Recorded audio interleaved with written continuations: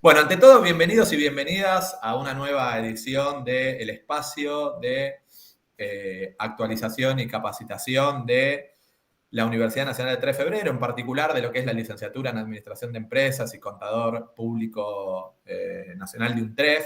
Bien.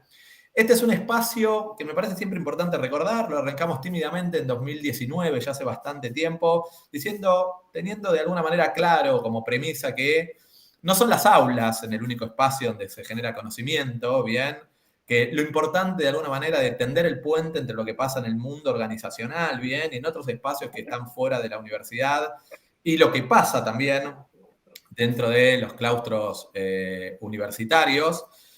Y en este sentido, es un espacio que para nosotros es muy importante que ustedes se encuentren, que nosotros nos encontremos, docentes, estudiantes, gente de la comunidad vinculada a la Universidad Nacional de 3 de Febrero, trabajadores de diferentes espacios y demás, y de alguna manera para intercambiar, para compartir, para traer novedades, ¿bien? Y actualizaciones, y por qué no refrescar algunos temas y demás.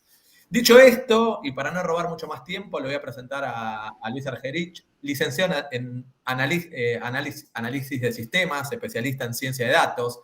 Actualmente trabaja como Data Scientist en Mercado Libre y es profesor de la Universidad Nacional de 3 de Febrero, entre otras, donde dicta la materia Fundamentos de Computación e Inteligencia Artificial. Cuenta con más de 20 años de experiencia en docencia y ciencia de datos desarrollando modelos de Machine Learning, ¿bien? Y fue también fundador de varios proyectos open source, con lo cual un placer enorme, recontra agradecido de este espacio, Luis, que puedas compartir tus conocimientos y traerlos también para la comunidad. Buen día a todos, ¿cómo les va? Gracias, Juan, por la presentación. Un placer estar acá nuevamente. ¿De qué vamos a hablar hoy? Hoy vamos a hablar de cómo se usa hoy en día y cómo se va a usar, tal vez, en el futuro la inteligencia artificial para apoyar o para directamente tomar decisiones.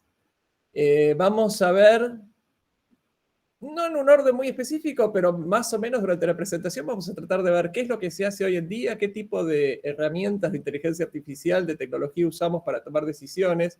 Vamos a tratar de ver algún caso de estudio en el cual las cosas hayan salido mal, para entender qué puede haber pasado y qué podemos mejorar. Vamos a tratar de entender cuál debería ser el proceso para poder usar Machine Learning correctamente en la toma de decisiones, y fundamentalmente va a haber muchos temas que no vamos a alcanzar a cubrir por el tiempo que tenemos, pero tenemos el espacio de preguntas al final, así que por favor los invito a todos a preguntar todo lo que quieran, incluso si no son temas de la presentación. Obviamente si yo puedo voy a tratar de contestar, si no puedo les diré en dónde buscar alguna referencia o algo por el estilo. Este tema yo creo que es importante prácticamente en cualquier contexto hoy en día. Para las carreras de administración de empresas y las carreras de contaduría va a ser un tema muy importante, porque ya todos los días nos estamos topando con modelos de Machine Learning y herramientas de inteligencia artificial que toman decisiones, ¿no? Esto se usa cada vez que usamos el home banking, cada vez que hacemos una transacción, cada vez que compramos algo, cada vez que entramos a un sitio web. En todos lados hay modelos de Machine Learning tomando decisiones que nos permiten hacer cosas y que nos restringen de hacer otras cosas. También hay modelos de Machine Learning que setean precios, hay modelos de Machine Learning que intentan predecir el mercado. Hay un montón de cosas hoy en día funcionando. Es súper importante para mí entender cómo funcionan estas cosas para poder tomar mejores decisiones, para poder saber qué herramientas usar, para saber a quién deberíamos llamar, a quién deberíamos consultar o qué cosas podemos hacer, y por ahí no tenemos hoy en día ese panorama tan claro. Así que bueno, vamos a empezar con esta aventura. Lo primero es establecer una lista de cuáles son las herramientas de Machine Learning que tenemos hoy en día. ¿Qué es lo que se usa? Esto es lo que se usa hoy en día, ¿no? ¿Qué tenemos hoy en día? Tenemos modelos predictivos tabulares, tenemos Deep Learning, todos seguramente han escuchado hablar de Deep Learning, vamos a tratar de ver para qué sirve, para qué se usa Deep Learning. Tenemos series de tiempo, tenemos modelos de NLP, que es Natural Language Processing, modelos que procesan texto, básicamente. Tenemos Computer Vision, todo lo que tiene que ver con imágenes.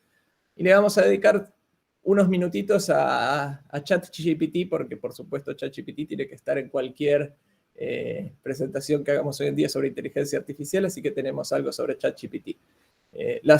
Los slides no fueron hechos por ChatGPT, los hice yo, así que seguramente no están tan bien como los hubiera hecho ChatGPT. Si no probaron ChatGPT para hacer slides, es buenísimo. Les hace las presentaciones, arma todo directamente, no necesitan hacer nada.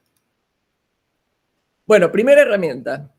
Esta es la herramienta más habitual hoy en día para la toma de decisiones en modelos de Machine Learning, que son los modelos predictivos tabulares. ¿Qué es un modelo predictivo tabular? Un modelo que se entrena en base a datos tabulares como estos que tenemos acá, ¿no? Tenemos filas. Las filas son las cosas que nosotros queremos escorear. Queremos un score, queremos una predicción, queremos algo sobre estas filas. Y las columnas son los datos que tenemos. Varias cosas a observar acá. Primero, los datos en general son de tipo heterogéneo, ¿sí? Tenemos cosas que son, no sé, nombres, edades, importes. Este dataset que está acá, por ejemplo, es uno de los datasets más famosos en Machine Learning, que es el dataset de los pasajeros del Titanic. Y el objetivo de un modelo acá sería predecir si la persona va a sobrevivir o no al accidente del Titanic, en base a varias cosas, ¿no? En base a, por ejemplo, en qué tipo de cabina viajaba, ese P-Class que está ahí, si era primera clase, segunda clase, tercera clase, el nombre, el sexo, la edad. El sexo es importante porque en general las mujeres eran las que primero tenían oportunidad de acceder a los botes salvavidas, la edad, porque los niños se suponía que estaban primeros, dice si tenía familiares o no, dice el tipo de ticket que tenía. Entonces, con todo esto, cuesta elaborar algún tipo de regla dura o algún tipo de criterio para decidir la probabilidad de sobrevivir, pero los modelos de Machine Learning pueden hacerlo, pueden tomar todos estos datos, pueden convertirlos en algo, digamos, que sea entendible para un modelo de Machine Learning y decidir finalmente si esta persona tiene chance de sobrevivir o no. Fíjense que la segunda columna, la columna B, dice si el pasajero sobrevivió o no. Esto es lo que llamamos el target o el label de lo que queremos predecir. ¿Cómo funciona un modelo de Machine Learning? Muy fácil. Entrena a partir de datos conocidos, a partir de datos en los que sabemos si la persona sobrevivió o no, y el objetivo es, si le damos estos mismos datos sin esa columna B, sin ese dato de sobrevivió o no, el modelo tiene que decir 1 o 0, ¿sí? Nos va a decir la probabilidad de que la persona sobreviva. Esto que está explicado en este ejemplo con el caso de Titanic, funciona con prácticamente cualquier set de datos que tengamos hoy en día sobre los temas más diversos, ¿no? Predicción, no sé, de precios de propiedades, predicción de riesgo crediticio, riesgo de seguros, fraude, cosas por el estilo, ¿sí? Entonces, ¿qué tenemos en los modelos predictivos tabulares? Tenemos datos heterogéneos. ¿Y cuáles son los aspectos claves acá para poder tener un modelo tabular, para poder hacer un modelo Machine Learning que funcione con datos tabulares? Primer punto es tener una marca confiable. Esa columna que tenía unos y ceros tiene que ser confiable. Si esa columna no es confiable, ¿qué quiere decir que no es confiable? Y que algunos unos tal vez son ceros o que algunos ceros tal vez son unos, el modelo va a aprender mal. Los modelos pueden tener algunos datos equivocados, pero cada dato equivocado le cuesta una cantidad casi exponencial de datos correctos para poder revertir lo que el modelo desaprende, ¿no? Con cada dato incorrecto el modelo desaprende y después necesitamos un montón de información extra de la que necesitaríamos para un buen modelo, ¿no? ¿Qué quiero decir con esto? Que si tenemos una buena marca, por ahí necesitamos menos datos que la cantidad de datos que necesitamos aparentemente con nuestros datos que tienen alguna suciedad en esa marca, ¿sí? No siempre la marca es confiable. A veces la marca es súper confiable. Por ejemplo, no sé, si la marca viene de un banco o de una tarjeta de crédito y nos dice si esa tarjeta sufrió un chargeback, por ejemplo, eso es súper confiable. En general los bancos y las tarjetas no se equivocan en eso.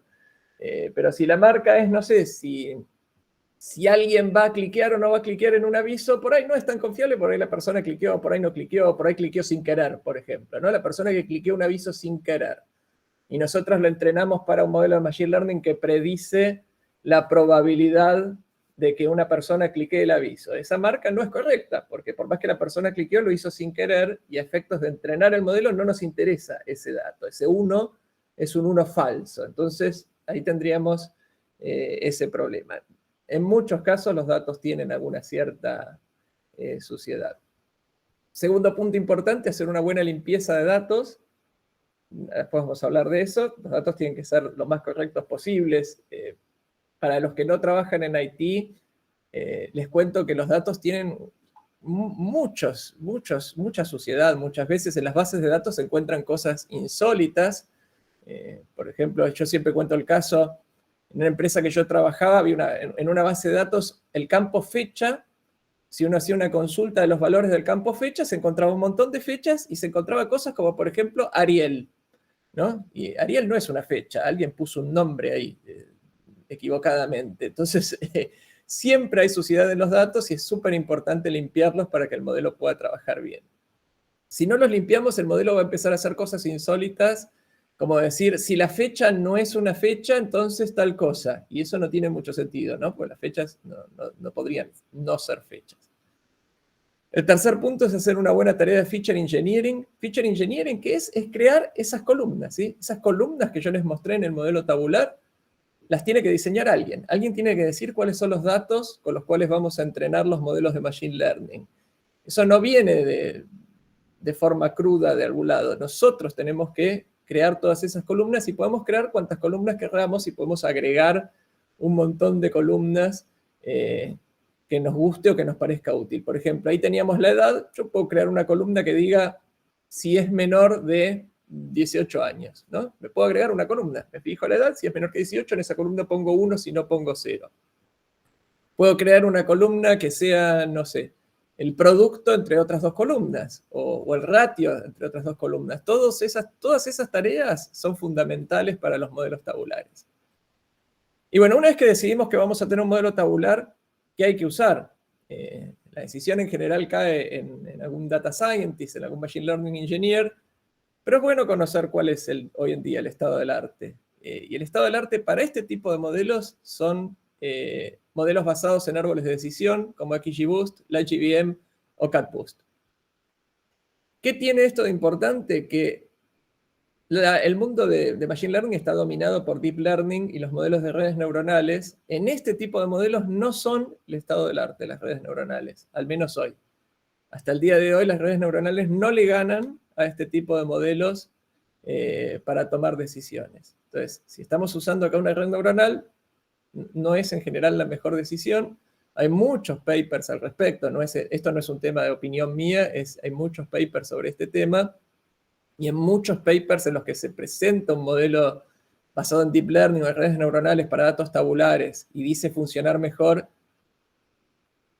no tarda en aparecer el paper que dice estuvieron mal hechas las pruebas y esto no es verdad, ¿sí? O sea, hasta ahora hay muy pocos casos o casi ninguno en los cuales no sean estos modelos los que son el estado del arte para modelos tabulares.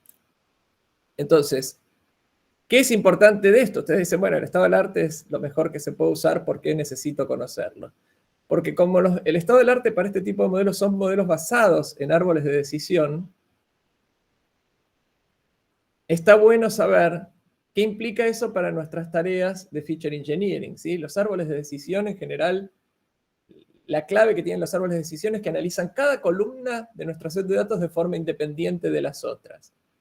Entonces, agregar columnas que combinan otras dos columnas o demás es súper provechoso, súper rico para este tipo de modelos, ¿sí?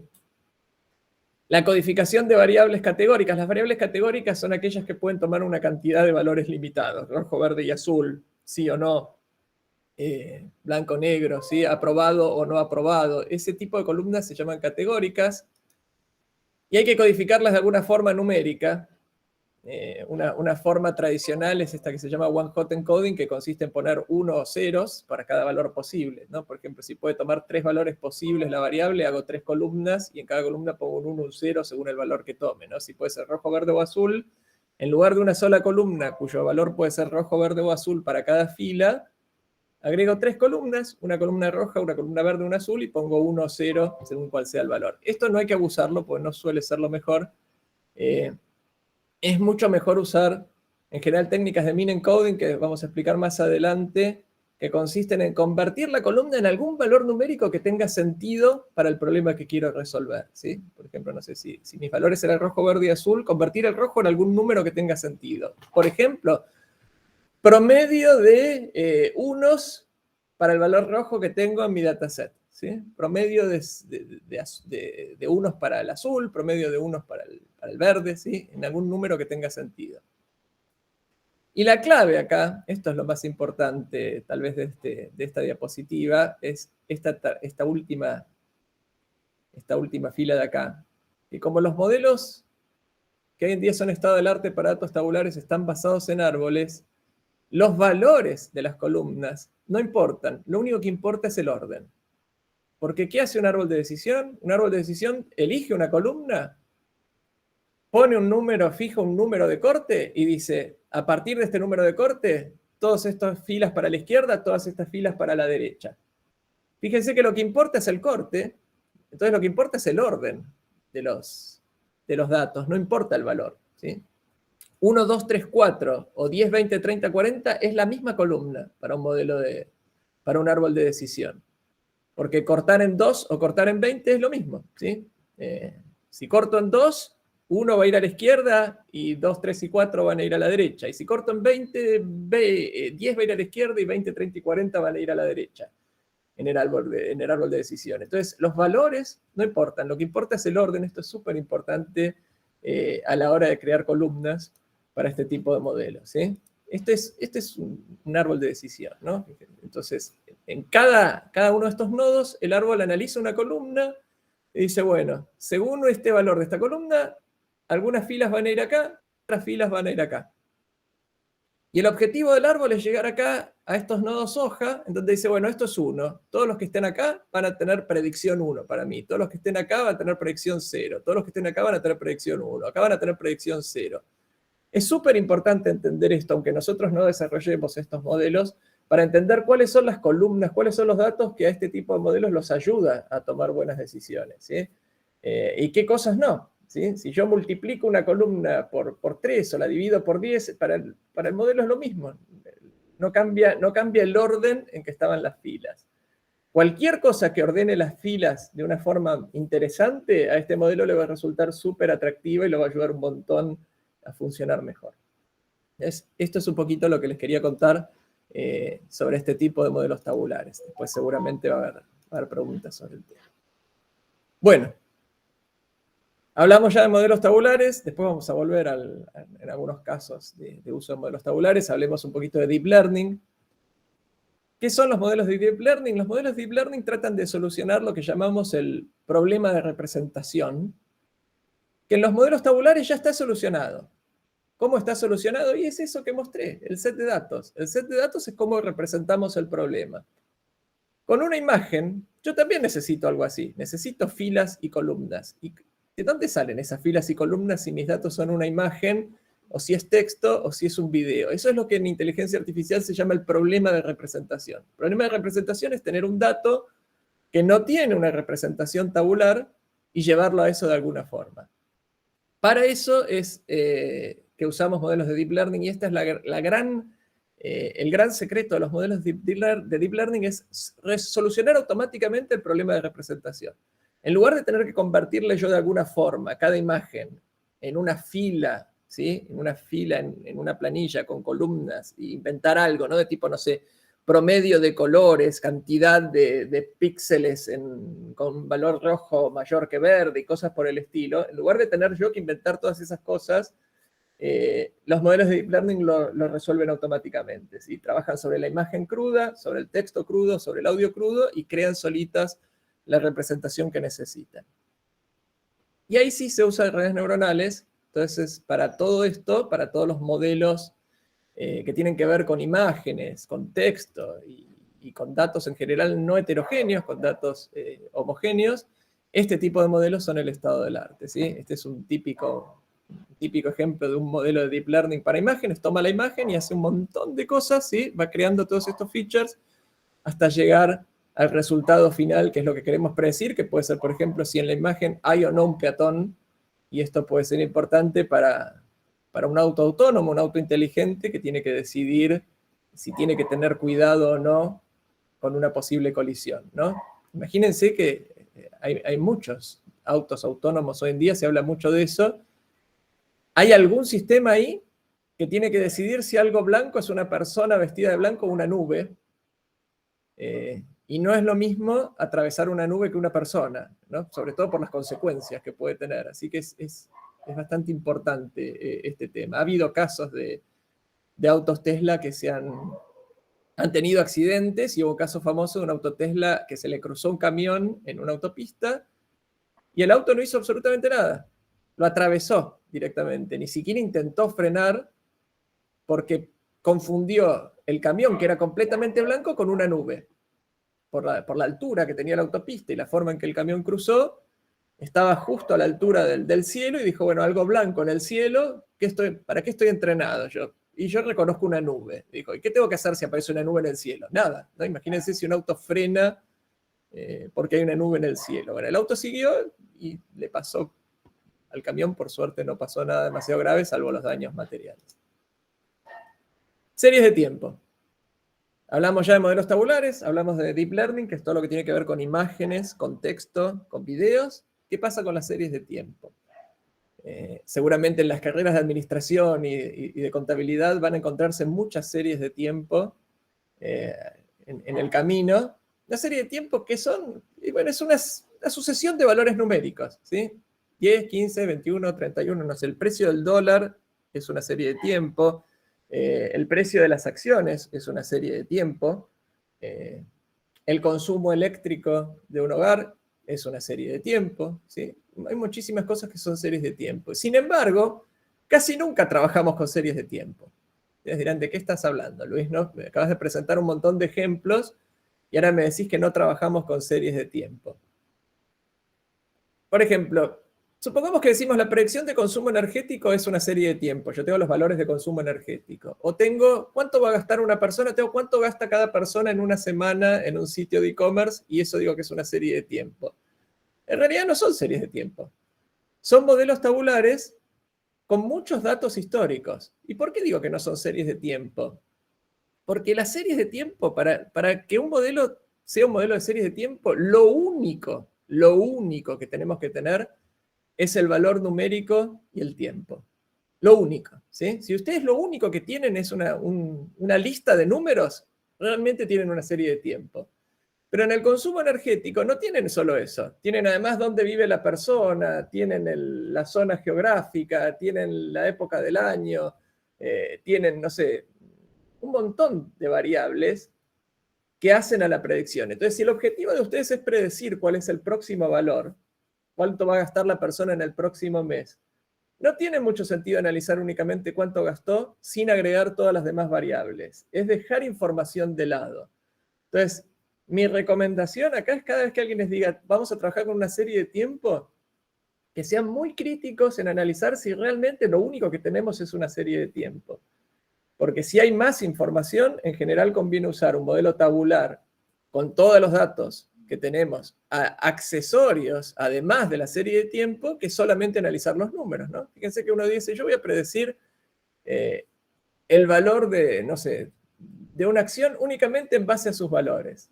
Pero uno puede tener en cuenta además, no sé, qué día de la semana es, cómo anduvieron otras acciones el día anterior, no sé, inflación, variables socioeconómicas, un montón de cosas más. Seguramente con esos datos la predicción va a ser mejor que si solo miro los números. Entonces, hay que tener cuidado con esto para el tipo de modelo que decidimos usar. Es muy raro encontrarse modelos basados únicamente en series de tiempo. Bueno, modelos de NLP. NLP es Natural Language Processing, son modelos basados en texto. Estos modelos hoy en día funcionan bárbaro, ¿sí? En general acá también se usan modelos de Deep Learning porque lo que queremos es resolver el problema de representación de cómo representamos un texto. ¿Y qué tipo de modelos tenemos acá? Clasificación de textos. Dado un texto, clasificarlo de alguna forma. Por ejemplo, análisis de sentimiento, es decir, si un texto es positivo o negativo en cuanto a su sentimiento, ¿no? Esto sirve para reviews de productos, reviews de películas, denuncias del usuario, comentarios del usuario, ¿sí? Cuando el usuario nos manda en un chat, nos escribe cuál es su problema, queremos decir si está enojado o si no está enojado. Intención de compra, ¿no? Si alguien nos escribe para preguntarnos algo, queremos saber si tiene intención de compra o no. Detección de estafas, queremos saber si alguien que nos está escribiendo para consultarnos por algo que vendemos nos está intentando estafar o no. Y tenemos también problemas de generación de textos, que acá es donde brilla ChatGPT, que es respuestas automáticas. El usuario me hace una pregunta y yo quiero responder. Un chatbot es una herramienta artificial que chatea con el usuario, ¿sí? Yo le digo hola, ¿qué tal? El chatbot me dice hola, ¿qué tal? Yo le digo cuál es el problema y el chatbot en teoría me lo soluciona. Seguro muchos de ustedes entran a algún tipo de chat y están desesperados por saber si del otro lado hay una persona o un robot. En algunos casos queremos una persona y en otros casos queremos un robot. Si yo, por ejemplo, quiero saber, no sé, me quiero descargar el manual de un lavarropas, yo quiero que haya un robot del otro lado. Porque el robot seguro sabe dónde está eso. Le digo al modelo, lo guío, qué sé yo, y automáticamente me va a mandar el manual bien. Si en cambio lo que quiero saber es, no sé, ¿a qué hora puede venir alguien a arreglar el lavarropas? Yo quiero una persona ahí, porque es muy raro que el robot pueda resolverme eso y me pueda ayudar.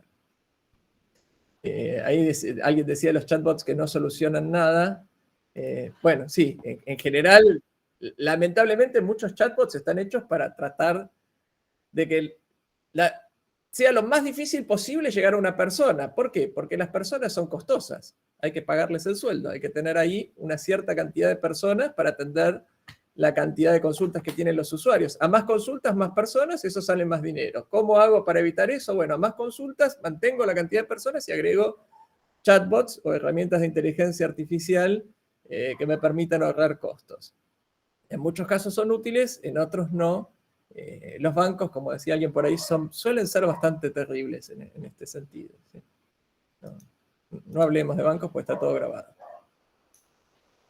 Bueno, en modelos de NLP, el estado del arte está basado en Deep Learning. La tecnología más usada son los llamados Transformers. Y los modelos de lenguaje, los LLMs. LLM quiere decir Large Language Model. Esto es ChatGPT. ¿Qué es un Large Language Model? Es un modelo de lenguaje enorme, gigante. Está entrenado con prácticamente todo el texto que uno puede encontrar, con una capacidad de procesamiento increíble y enorme, y esto le da la posibilidad de generar respuestas muy buenas a algunas preguntas. Pero ahora vamos a hablar de eso, de qué tipo de respuestas puede encontrar y qué no. Finalmente, Computer Vision son todos los problemas que tienen que ver con clasificación de imágenes, detección de objetos en imágenes, ¿sí? En Computer Vision el estado del arte también son los modelos de Deep Learning, y no hay que confundir Computer Vision con todo lo que sucede después, ¿sí? Computer Vision tiene que ver, por ejemplo, con reconocer objetos en una imagen, con decir si en una imagen hay o no un auto y demás. No es la decisión que viene después de eso, ¿sí? Uno dice, bueno, hay un modelo de Computer Vision que hizo que el auto choque. El modelo no hizo que el auto choque. El modelo detectó o no detectó una imagen. Después hay todo un montón de procesamiento y un montón de decisiones más que hay que tomar a partir del resultado de Computer Vision. Pero hoy en día en Computer Vision podemos reconocer objetos, podemos, a partir de una imagen, podemos poner texto indicando qué objetos hay, en qué lugares, haciendo cajitas y diciendo que hay una persona, esto es un semáforo, esto es un auto, esto es un árbol, ¿sí? Podemos clasificar imágenes, podemos decir, por ejemplo, si en una línea de producción podemos decir si una pieza está defectuosa o no a partir de la imagen. Hay montones de cosas que podemos hacer con Computer Vision. Finalmente, hay modelos que son los llamados de aprendizaje no supervisado. ¿Qué quiere decir no supervisado? Quiere decir que el modelo no se entrena, no hay labels, no hay targets. ¿Se acuerdan cuando hablamos de los modelos tabulares y dijimos yo tengo ese 1 o 0 que dice si la persona sobrevivió o no y eso es lo que el modelo tiene que aprender para después predecirlo? Bueno, acá no tengo eso. Tengo datos y no tengo algo a predecir, ¿sí? Entonces, ¿qué puedo hacer con datos sin una variable a predecir? Bueno, puedo, por ejemplo, detectar anomalías. Puedo decir, che, este dato es raro en comparación con todos los demás. Es distinto a todos los demás, ¿no? Estas cosas no son normales. muchas veces eso funciona como un pseudo clasificador, ¿no? Por ejemplo, si las transacciones financieras que fallan suelen ser distintas de las que funcionan, por ahí no necesito que el modelo aprenda cuáles van a fallar y cuáles no. Simplemente con ver cuáles son distintas, ya me puede decir cuáles son las que van a fallar, pues son distintas, ¿sí? La mayoría no falla y son todas parecidas entre sí, las que son distintas por ahí son justo las que fallan. Entonces muchas veces podemos usar un modelo de detección de anomalías como un clasificador cuando es difícil encontrar esa columna de unos y ceros que necesitamos para predecir. Después tenemos los modelos de clustering, en donde hay un abuso de K-means, que es el algoritmo más usado habitualmente. Si alguna vez alguien está usando clustering para algo, clustering quiere decir agrupar los datos en clusters, en grupos. Ustedes pregunten, ¿estás usando K-means? Y si les dicen que sí, pongan cara de pucha otra vez, ¿no? Como diciendo, yo en esto la tengo clara. Fui a una charla y me dijeron que ibas a usar K-means y ya estás usando K-means, me decepcionaste, ¿no? Tipo, todo el mundo usa el mismo algoritmo. Hay un abuso de este algoritmo y no es el único. En general no es una buena idea usar un solo algoritmo para clustering. Con clustering hay varios problemas. Uno es, ok, usamos clustering, ¿no? Uno me da un montón de datos, yo aplico un algoritmo de clustering y te doy grupos. Cada grupo tiene una cantidad de filas, ¿no? Te digo, acá hay 6 grupos, ¿no? Este grupo tiene 1000 filas, este tiene 200, 300, 400 y 500. Y la pregunta ahora es, ¿y qué hago con eso? ¿No? Ok, me diste 6 grupos. ¿Y para qué sirven los 6 grupos? A veces uno analiza un grupo y dice, uy, este grupo es justo el grupo de usuarios que a mí me interesa. Este grupo es justo el grupo de empresas que tienen ciertas características. Tu algoritmo de clustering me clasificó correctamente mis datos en lo que yo quería. Y a veces es indescifrable. Uno dice, en este clúster están todas estas cosas y no tengo idea de por qué. Entonces, hay que tener cuidado en usar clustering para tomar decisiones, porque muchas veces no sabemos qué decisión tomar, ¿sí? El algoritmo de clustering me genera grupos, me genera clusters. Y qué hacer con eso no siempre es fácil, y en general es muy difícil. Es muy importante para los algoritmos de clustering las métricas que usamos, porque los algoritmos de clustering en general se basan en distancias, entonces hay que establecer una distancia entre datos. ¿Cuál es la distancia? No sé, si cada fila es, por ejemplo, no sé, una compra de un pasaje. ¿Cuál es la distancia entre 2 compras de pasajes? ¿Qué sé yo? ¿No? O sea, ¿cómo hago para establecer una distancia en datos que son heterogéneos? ¿No? Si los datos son imágenes o si son textos, es más fácil establecer distancias usando Deep Learning. Pero en datos que tienen columnas heterogéneas, que tienen, no sé, textos, números, y aunque sean todas las columnas numéricas, están en distintas escalas. Entonces, ¿cómo hago para establecer distancias entre una columna que puede valer de 1 a 1 millón, otra que es 0 a 1, otra que es una fecha? Es complicado. Y otra cosa que se puede usar es análisis topológico, que es algo bastante novedoso. Hay varios casos de uso interesantes. Como digo yo, cuando funciona, buenísimo. Y si no, es una herramienta más que tenemos por ahí. Bueno, hice una lista de problemas comunes, que pues me parece que para la toma de decisiones, una de las cosas más importantes para tomar buenas decisiones es entender qué cosas no funcionan, ¿no? Qué cosas están mal, porque los problemas vienen cuando tomamos decisiones equivocadas. En general, cuando tomamos decisiones acertadas, si lo que hicimos está mal, a nadie le importa, porque la decisión es acertada, ¿no? Yo siempre digo la frase, no se puede luchar contra el éxito. Si lo que hicimos funciona bien, a nadie le va a importar si está bien hecho o no. El tema es cuando funciona mal. Entonces, ¿por qué las cosas podrían funcionar mal? ¿Cuáles son los problemas comunes? Esta es una pequeña lista de los problemas más comunes usando Machine Learning. Desconocer el dominio, ahora vamos a hablar de cada uno. No tener suficientes datos, tener datos que son de mala calidad, no elegir el modelo adecuado, elegir un modelo equivocado para el problema que tengo, problemas metodológicos en cómo aplicar Machine Learning, usar un único modelo, ¿sí? Como una bala de plata, y no involucrar al equipo de Machine Learning en el proceso de decisión. Ahora vamos a ver por qué estas cosas son importantes. Primer punto, el desconocimiento del dominio, ¿sí? ¿Qué quiere decir desconocimiento del dominio? Quiere decir, yo hago un modelo de Machine Learning sobre un determinado tema y no conozco ese tema. Entreno el modelo. Esto en general sale muy mal y es muy probable que el data scientist o el machine learning engineer que trabaja en esto termine haciendo el ridículo, porque es probable que cree un modelo que haga algo que es muy obvio para un experto en el dominio, que uno le diga, che, esto muy lindo tu modelo, pero esto yo ya lo sé, o que haga algo que no tiene ninguna utilidad, y diga, muy interesante, pero esto yo cómo lo uso, ¿no? Y está lleno de casos así, ¿no? Está lleno de casos, no sé, en astronomía alguien me contó una vez un modelo que predecía si una estrella iba a tener una cierta variabilidad, y hay una tabla de estrellas variables, o sea, ¿para qué quiero predecirlo si yo ya lo sé? ¿No? Me fijo en la tabla, ¿no? Entonces, ¿por qué pasó esto? Por desconocimiento del dominio, o sea, la persona que hizo un modelo para astronomía y no sabía astronomía. Si una persona hace un modelo para economía y no sabe economía, las chances de que eso funcione bien son bastante pocas, ¿no? Entonces, el desconocimiento del dominio siempre es un tema muy serio. Y además es importante tener conocimiento del dominio porque los problemas de Machine Learning tienen distintas dificultades. Si alguien les dice, hice un modelo para esto y tiene una eficiencia del 97%, yo lo miro con cara de no sé si 97% es muy bueno o es muy malo. Si en general el estado del arte para ese tipo de problema es 95, 94, tu 97 es genial. Pero si es muy fácil hacer algo que dé 99, 98, tu 97 es malo, es malísimo. ¿Sí? No quiere decir nada si no tengo el contexto de qué tan difícil es el problema. ¿Sí? Y en otros casos, algo que tiene una eficiencia del 40% puede ser muy bueno. ¿Sí? Por ejemplo, no sé, para problemas de seguridad informática, ver si una cuenta ha sido hackeada o no, un 40% de eficiencia es súper alto, pues es muy difícil saber si una cuenta ha sido hackeada o no. Hay problemas que son súper difíciles, hay problemas que son súper fáciles.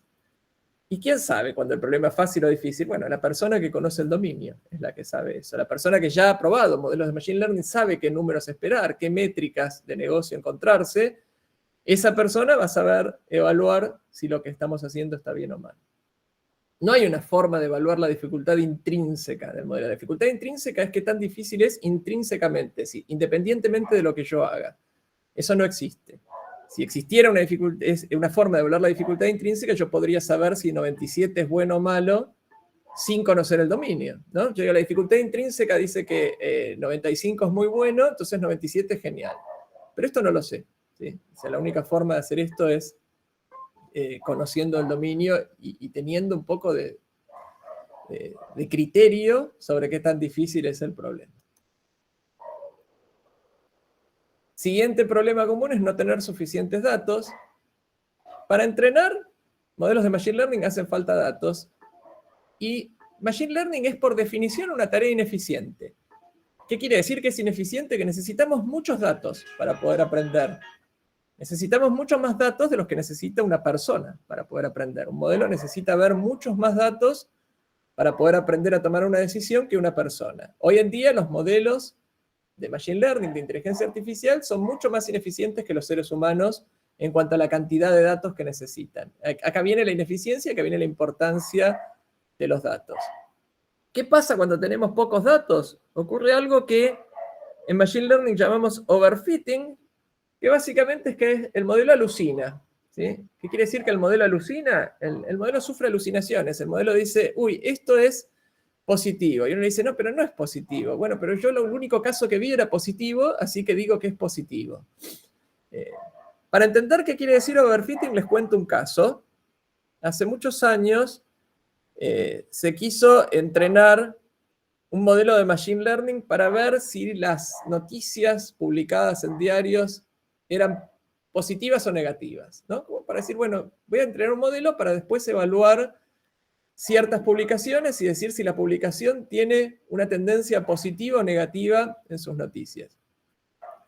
Se armó un set de datos para hacer eso, y el set de datos está basado mucho en artículos de la década del 40, década del 50, algo por el estilo, ¿no? Imagínense esa época, 1940 y pico a 1950 y pico, eran los datos que se usaron. Vaya uno a saber por qué, porque sí.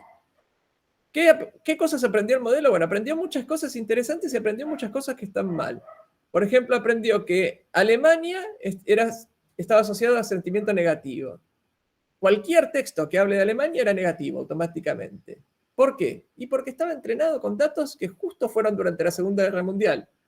Entonces, en general, todo lo que hablaba de Alemania era negativo. Pero acá el problema es que no hubo suficientes datos. Si uno le da datos de 50 años de noticias, el modelo va a decir, bueno, Alemania es neutro, no tengo nada para decir sobre esa palabra. Pero si solo le doy datos donde cada vez que aparece Alemania la noticia es negativa, el modelo va a decir, bueno, cada vez que veo Alemania es negativo. Entonces uno le da una noticia positiva en Alemania y dice, es negativo. Quiere decir, ese es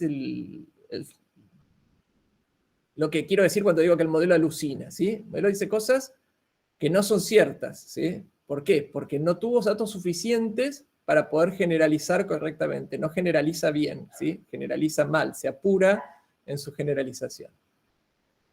¿Qué hacemos cuando no tenemos datos? Ustedes dicen, bueno, tengo pocos datos, ¿qué puedo hacer? En algunos casos podemos generar datos sintéticamente, que eso se llama data augmentation. Típicos casos son imágenes. Si uno tiene pocas imágenes, uno dice, bueno, quiero entrenar un modelo para reconocer si una pieza en una línea de producción está fallada o no, pero tengo pocos casos de piezas falladas. Yo les digo, bueno, pero si con una imagen de una pieza fallada yo la muevo un poquito, la roto un poco, la doy vuelta y sigue siendo una pieza fallada, y puedo generar muchas imágenes de piezas falladas a partir de una sola. Y el modelo va a aprender, ahí va a tener más casos, ¿sí? Y va a aprender mejor cuándo una pieza está fallada y cuándo no, y cómo distinguir una pieza fallada de una pieza normal, por ejemplo. Entonces, en algunos casos puedo generar datos sintéticos, en otros no. Y ha habido casos épicamente fallidos en este sentido. Por ejemplo, uno no puede inventar personas, ¿no? Si uno dice, tengo un dataset sobre personas, uno no puede decir, bueno, tengo pocos casos positivos, entonces a partir de los positivos creo otros. Porque si creamos datos positivos a partir de otros, y esos datos son personas, estoy inventando personas. Yo no puedo inventar personas, no tiene ningún sentido, ¿sí? Es un caso bastante importante de recordar. Siguiente problema común, no tener datos de buena calidad. Los datos de mala calidad afectan la performance de los modelos. Hablamos al principio, los labels, los targets de mala calidad son particularmente dañinos, ¿sí? Si tenemos pocos unos, los unos de mala calidad afectan muchísimo al modelo, porque son poquitos, ¿sí? Si hay algunos que son de mala calidad, el modelo sufre muchísimo. Y si tenemos muchos ceros, los ceros de mala calidad son innecesarios, los podríamos eliminar. Necesitamos los ceros en general más parecidos a los unos.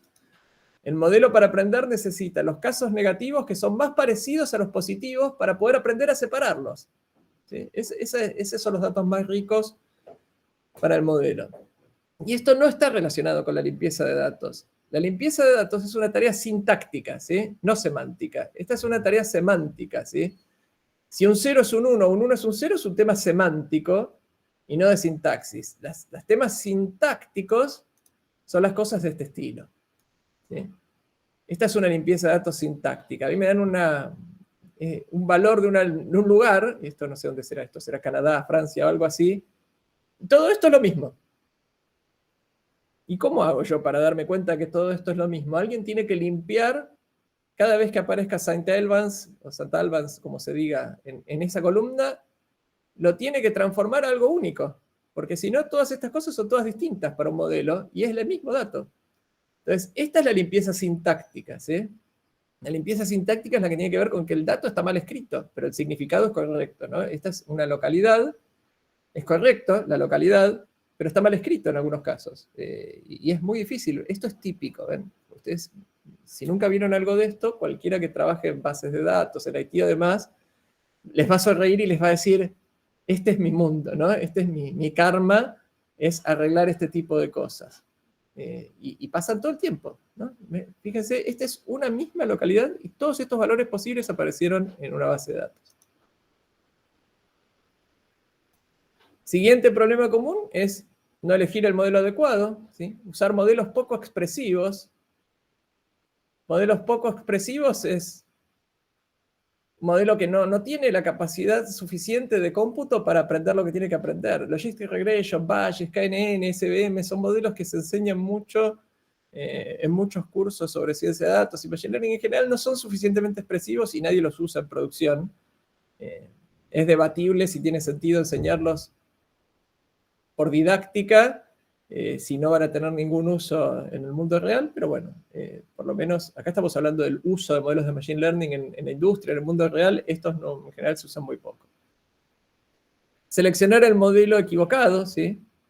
Por ejemplo, usar un regresor. Los regresores son modelos que predicen un valor numérico, en donde el valor a predecir no importa, eso está mal. Usar modelos para tareas en donde no son óptimos, ¿sí? Usar, por ejemplo, Deep Learning para datos tabulares, hablamos que ese no es el estado del arte, y sí hablamos que Deep Learning es el estado del arte para imágenes o texto. Entonces, usar algo que no sea Deep Learning para imágenes o texto hoy en día es un error, es usar el modelo que no es el adecuado. Usar modelos estadísticos cuando podríamos usar Machine Learning. Son muy comunes encontrarse modelos de tipo RFM, Recency Frequency y el Value, el Monetary Value. Usar modelos de tipo ARIMA, modelos similares para series de tiempo. Y uno dice, ¿y esto qué tiene de malo? A mí me lo enseñaron, lo uso y demás. No tiene nada de malo, salvo que haya algo que funcione mejor, ¿no? El famoso no se puede luchar contra el éxito. Si ustedes tienen un modelo de RFM y viene alguien con un XGBoost, un modelo Machine Learning, y funciona mejor, pues esto estaba mal, ¿sí? No tendríamos que haberlo usado. Y si uno usa ARIMA para predecir una serie de tiempo y viene alguien con un modelo tabular y le agrega datos y funciona mejor que nuestro modelo de ARIMA, también estaba mal. Entonces, muchas veces los modelos estadísticos son súper útiles y muchas veces están mal. Si hay un modelo de Machine Learning que funciona mejor, ¿sí? ¿Por qué usar algo que funcionaría peor que otra cosa? Hay que tener cuidado con eso. No es que siempre estén mal, pero muchas veces hay algo mejor. Después tenemos problemas de metodología, mala selección del set de entrenamiento y set de validación.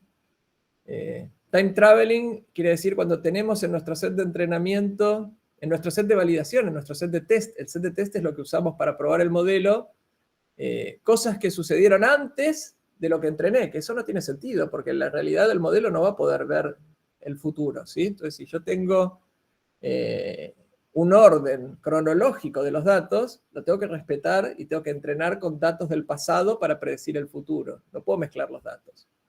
El error típico acá de los que empiezan a trabajar con modelos de Machine Learning es decir, tengo un dataset, el 80% lo uso para entrenar y el 20% lo uso para hacer pruebas.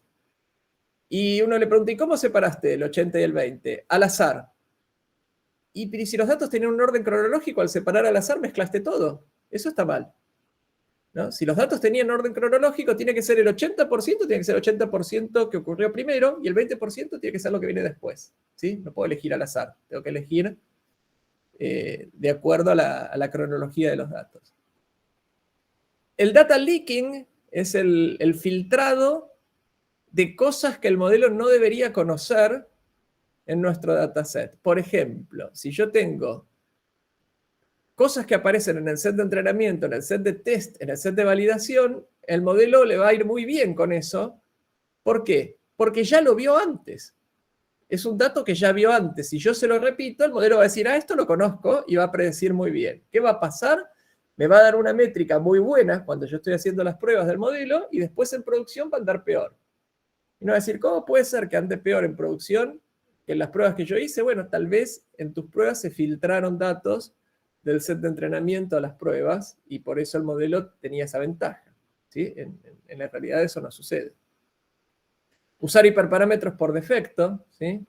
Los modelos de Machine Learning necesitan un montón de parámetros que se llaman hiperparámetros para configurarlos. Si uno no los toca y los deja como está, tiene un cierto resultado, pero en general ese resultado no es el mejor, ¿no? Hay que lograr encontrar los hiperparámetros que me dan las mejores métricas. Hay montones de papers que tienen este defecto. Hay montones de papers que dicen, este modelo le gana a tal otro.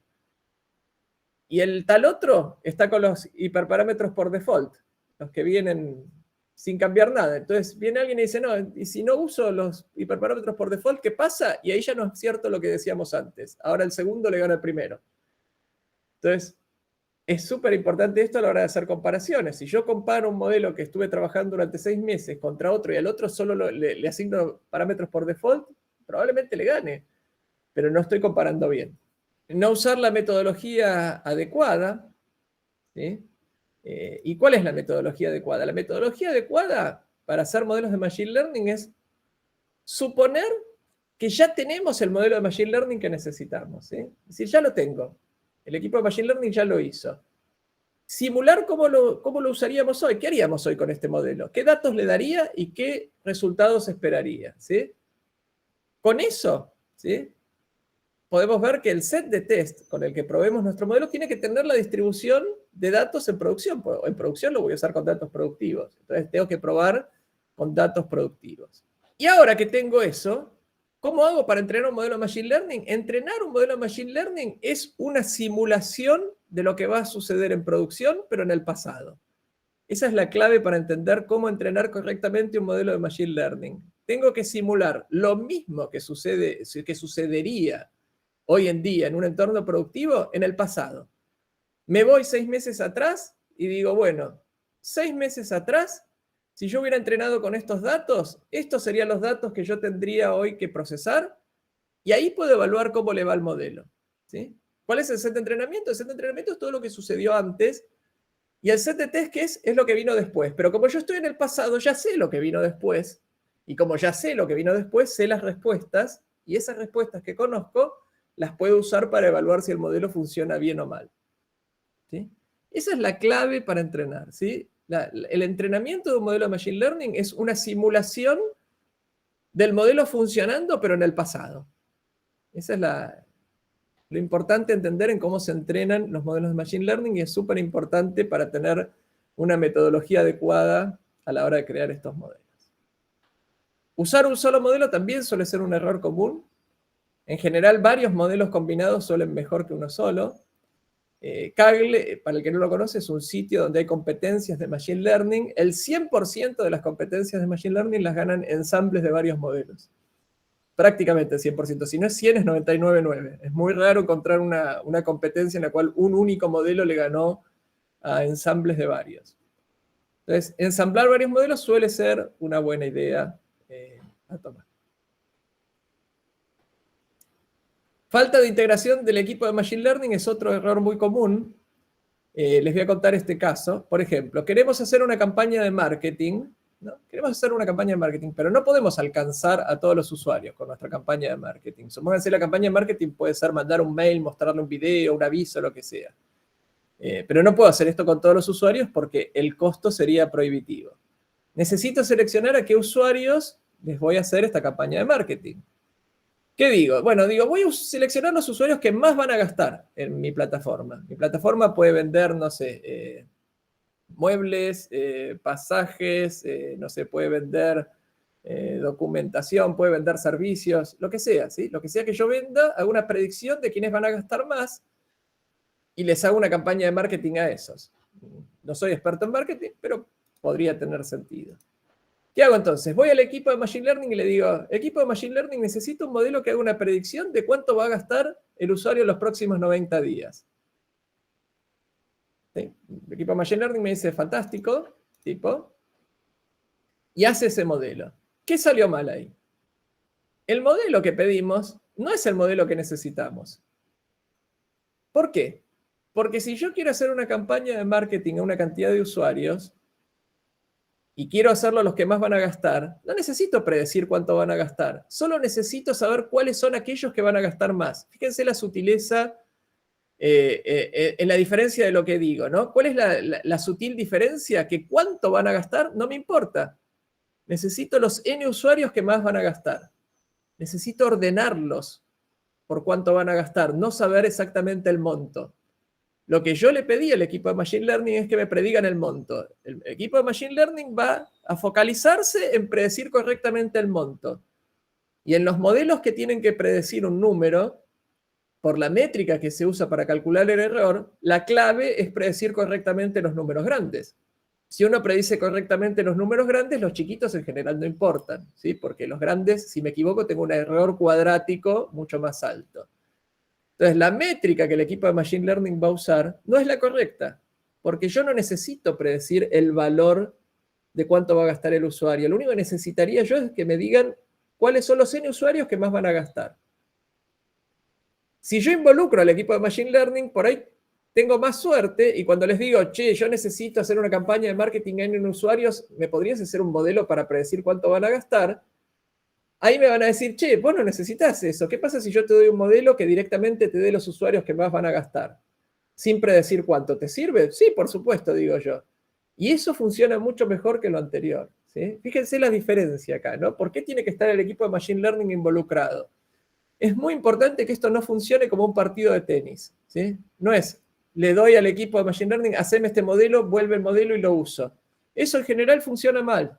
O hay muchas posibilidades de error. Las posibilidades de error se aumentan enormemente porque es muy difícil que alguien que tiene que tomar una decisión de negocio entienda exactamente qué modelo hace falta, ¿sí? Y el equipo de Machine Learning necesita saber eso para saber qué tipo de modelo hacer. Fíjense todo lo que les mostramos hasta ahora, la cantidad de cosas y decisiones que tiene que tomar un ingeniero de Machine Learning para hacer un modelo.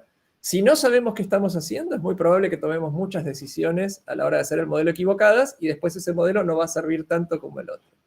Entonces, este es un caso importante, entender de por qué el trabajo integrado es muy importante y evitar esos partidos de tenis. Bueno, tengo un caso de uso que es el caso de Zillow. No sé si alguien conoce Zillow, pero Zillow es un sitio que se encarga de compra y venta de propiedades inmobiliarias. Trabaja en el mercado de real estate.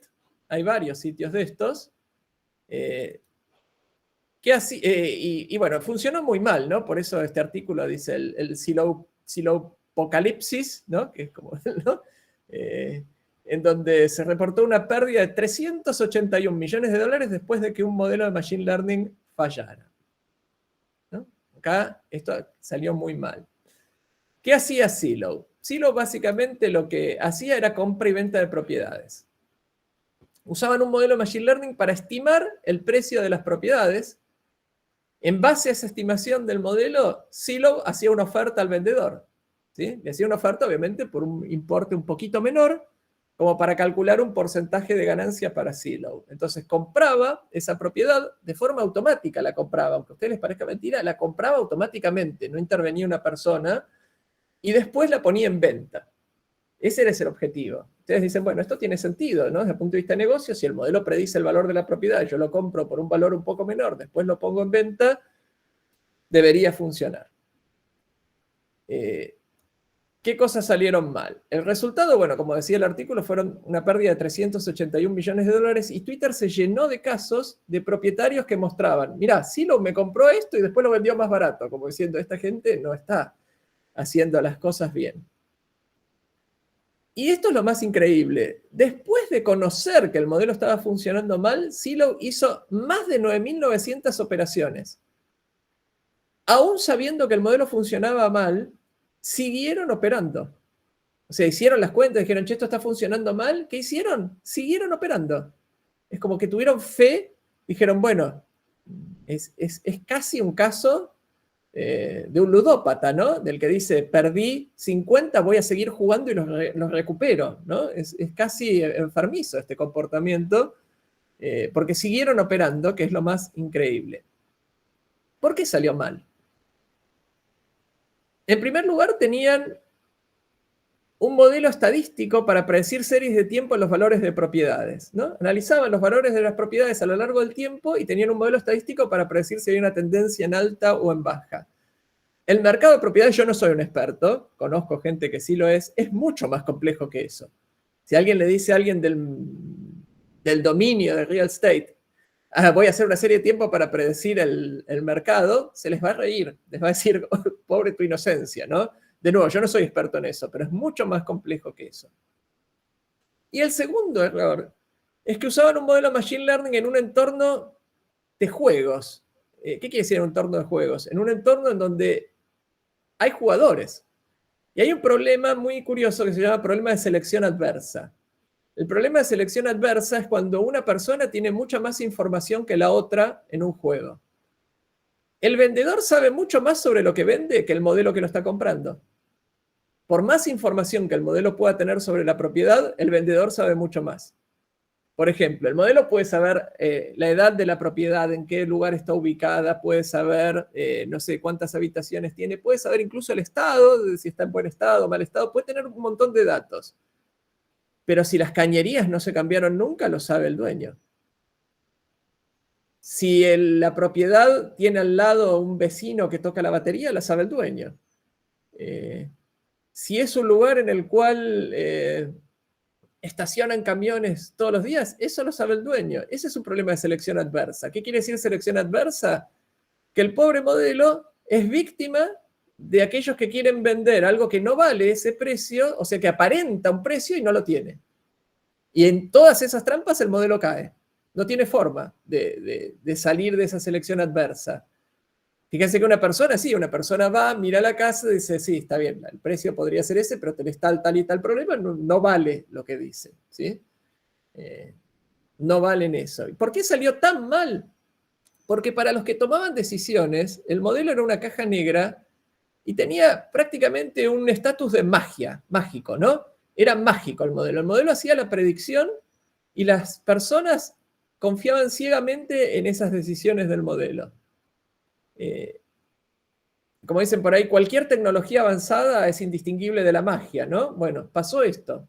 Esta tecnología se volvió indistinguible de la magia para los que tomaban las decisiones y confiaron en esa magia sin adentrarse demasiado en el problema, que es un error muy grave, ¿no? Cuando uno se va a meter con mucho dinero en un determinado tema, es bueno conocerlo, ¿no? O sea, desconocer el tema y decir, tengo un modelo Machine Learning que me salva de conocer el dominio, de conocer el problema, no es una buena idea. Y no hubo control sobre el modelo Machine Learning, ¿sí? No hubo test A/B, tipo, no hubo test estadísticos, no hubo un control sobre lo que el modelo estaba haciendo. Por eso, incluso después de que el modelo fallara, se siguió operando y hacer 9.900 operaciones inmobiliarias, que son operaciones en general de importes grandes.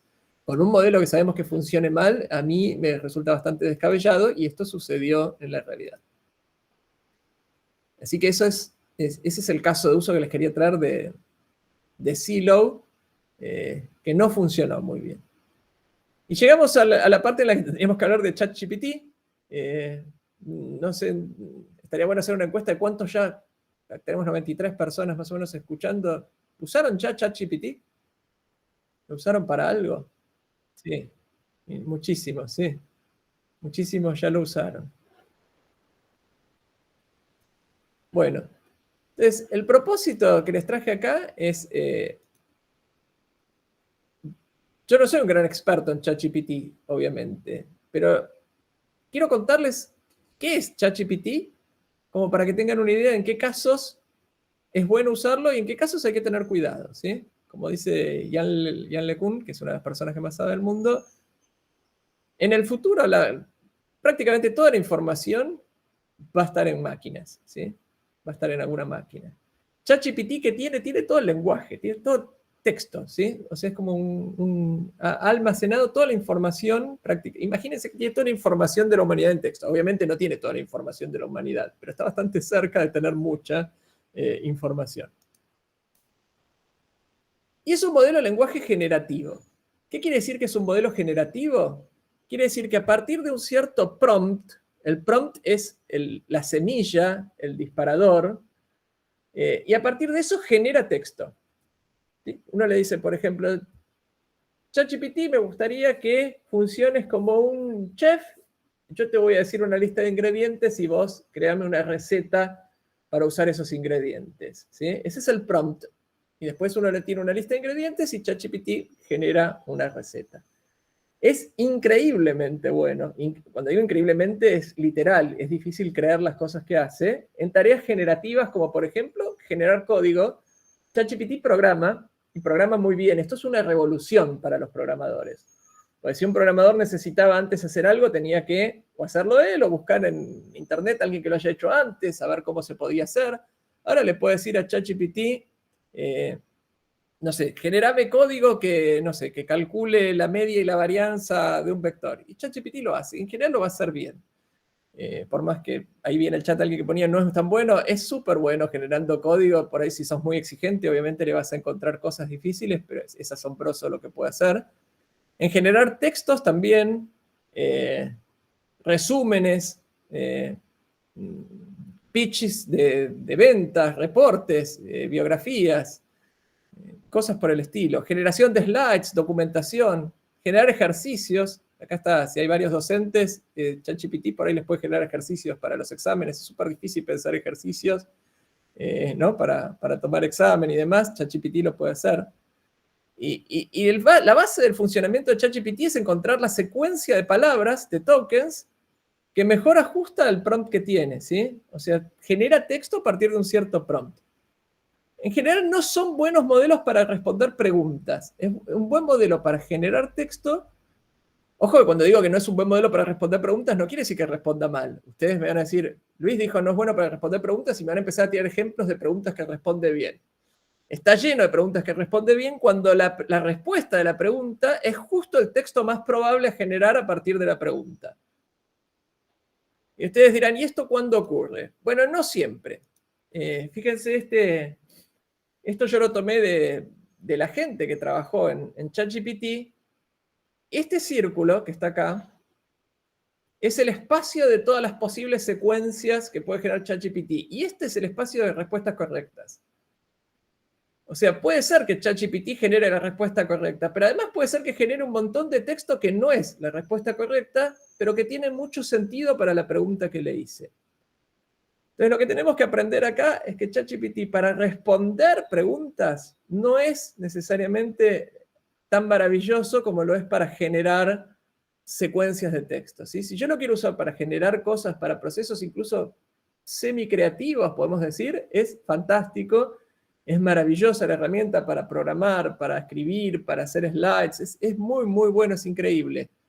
Para responder, para tomar decisiones, ojo, porque acuérdense de este gráfico. El espacio de textos que tienen sentido a partir del prompt que yo le doy es mucho más grande que el espacio de respuestas correctas a la pregunta.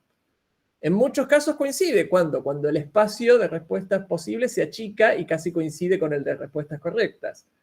Pero en los temas que son más amplios, por ahí puede generar un montón de texto que no tiene nada que ver con la respuesta. Hay muchos ejemplos de estos. Para cualquier persona, por ejemplo, pública, que sea muy conocida, uno le puede preguntar a ChatGPT qué opina de su último álbum de música, aunque la persona no sea música, y ChatGPT probablemente invente algo, alucine una opinión o escriba sobre la música de, no sé, de una persona conocida que no es música, ¿no? Es muy, muy típico ese caso y hay otros casos de ese estilo.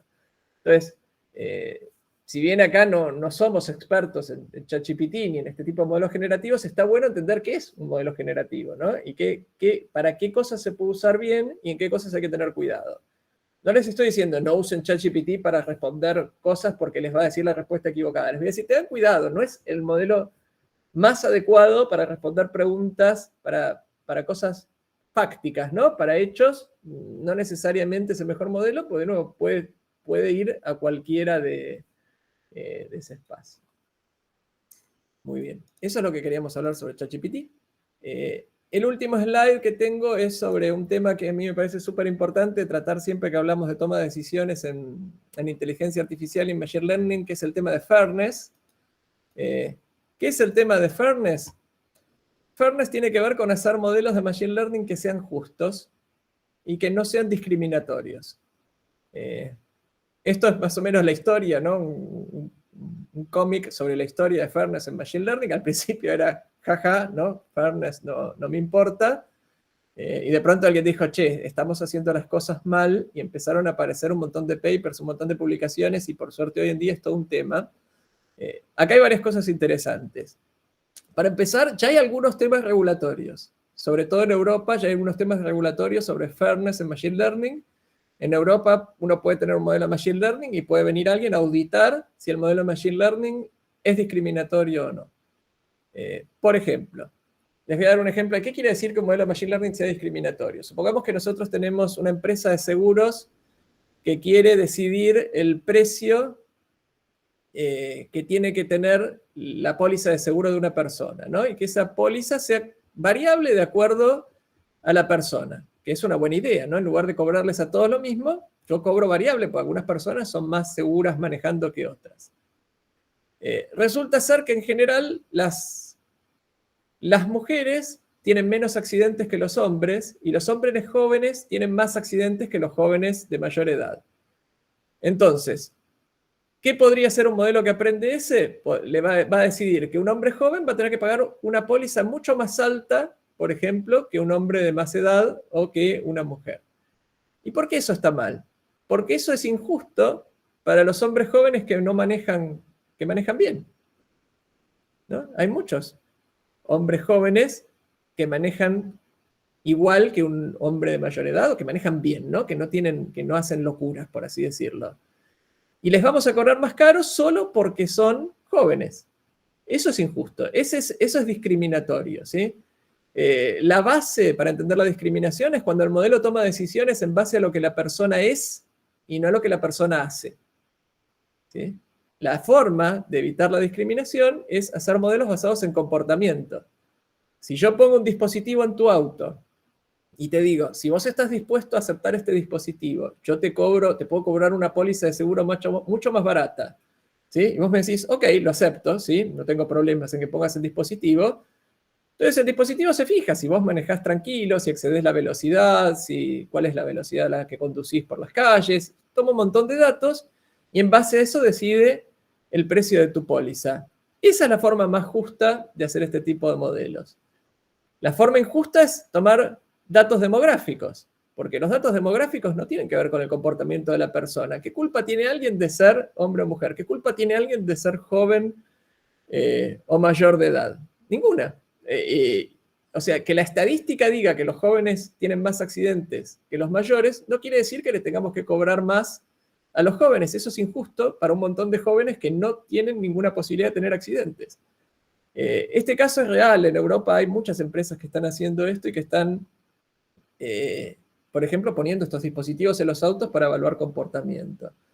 También es algo que es importante en los modelos crediticios, por ejemplo, en los modelos de los bancos y demás. Un modelo crediticio no debería tener en cuenta, por ejemplo, la edad de la persona, el sexo de la persona, no debería tener en cuenta la ubicación geográfica de la persona. Que la ubicación geográfica influya en la decisión de un modelo de Machine Learning es algo terrible, porque las personas viven en donde viven, porque viven ahí, digamos. ¿Qué tiene que ver el lugar en donde vive la persona con una decisión de un algoritmo? Y acá se van a encontrar con el argumento de tipo, si la estadística dice esto, yo estoy usando la estadística, no estoy discriminando. Y ese es el argumento contra el cual más tenemos que luchar, porque no es así, ¿sí? Digamos, si la estadística dice que los hombres manejan peor que las mujeres, eso no quiere decir que les tenga que cobrar más. Está mal eso, ¿sí? No es correcto decir, lo dice la estadística, yo no estoy discriminando. Vos estás discriminando al usar la variable género en un modelo de Machine Learning, que es una variable que no tiene sentido, ¿sí? Vos tendrías que poder explicar por qué tu variable género tiene sentido para un modelo de Machine Learning. Y te vas a encontrar que es muy difícil explicar eso sin ser discriminatorio. ¿Cuáles son las iniciativas que tenemos acá? Bueno, principalmente protección de atributos. ¿Qué columnas no deberíamos usar en un modelo de Machine Learning? No deberíamos tener la columna género, tal vez, no deberíamos tener la columna edad, no deberíamos tener columnas que tengan que ver con datos demográficos, y deberíamos tener más columnas de comportamiento y cosas por el estilo. Y uno dice, ¿no las puedo usar esas columnas? Sí, las podés usar esas columnas, pero para poder usarlas tenés que hacer algún trabajito extra. O sea, si uno quiere usar la columna género en un modelo de Machine Learning porque el modelo lo ayuda a tomar una decisión, se tiene que asegurar que esa columna de género no esté siendo usada de una forma injusta, y hay algoritmos para hacer pruebas de fairness y demás. Entonces, la forma fácil es no usarlas. Si uno no usa esas columnas, bueno, es muy difícil que el modelo esté discriminando si no tiene forma de discriminar. Ahora, si yo le doy al modelo columnas que podrían ser discriminatorias, me tengo que asegurar de que el modelo efectivamente no esté discriminando, y hay muchos tests de fairness para hacer en este sentido. Entonces, este es un tema bastante moderno, bastante actual, y me parece súper relevante cuando estamos hablando de toma de decisiones basados en inteligencia artificial y en machine learning, ¿sí?